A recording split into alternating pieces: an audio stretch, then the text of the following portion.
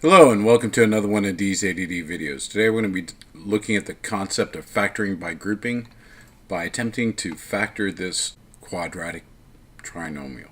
In factoring by grouping, what you always begin with is multiplying your A term times your C term. And in this case, A is 2 and C is negative 10 and their product is negative 20. So now we want to know what are the factors of negative 20 that add up to this number right here. And if there's nothing there, we assume that there's a negative 1 there. So what are the two factors of negative 20 that add or subtract to give you a negative 1? The factors of negative 20 are positive or negative 20 and 1, 10 and 2, and 4 and 5. Of these choices, only negative 5 plus 4 equals a negative 1. So therefore, what we're going to do is we're going to break down this negative x into these two terms. 4x minus 5x, which we're still going to be able to combine them if we wanted to and get the same thing we had originally. So we're not changing the integrity of the problem, we're just changing its appearance. Now we go from 3 terms to 4 terms, which allows us to group. And when we get the 4 terms here, we group the first two and the second two. It doesn't matter, I could have had the 4x over here and the negative 5x over here. You guys might be saying to yourselves, that looks like the more rational choice.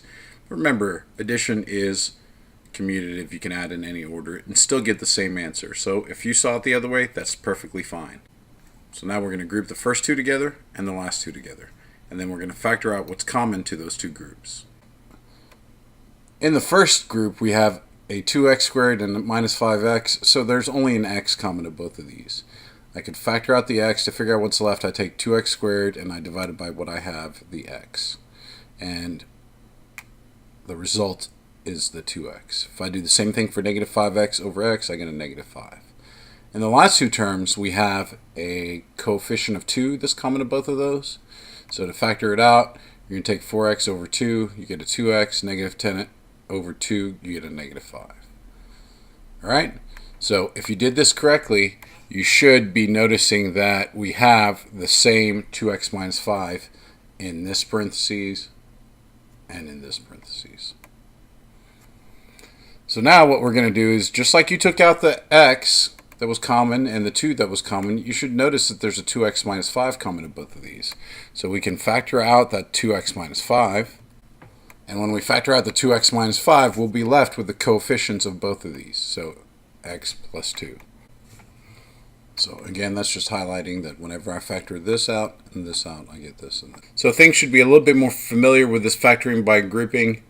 The advanced video will be a function that's near impossible to guess, and I will show you that factoring by grouping does have its advantages. Even on this one, some of you might have taken a little longer to guess your way through, so please go ahead and practice this method. You will find it very useful. And the key, as always, is to practice, practice, practice. Thanks for watching. Have a great day.